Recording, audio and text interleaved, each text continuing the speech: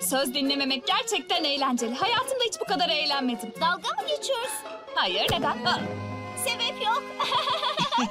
Yüzünü görmelisin Kagami.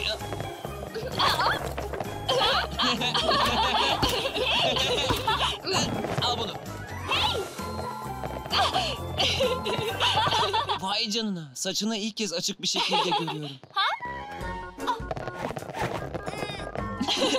Yüzünü görmelisin Marinette.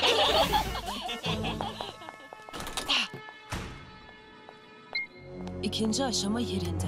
Mükemmel. Mucize'nin nihai savaşı başlayabilir.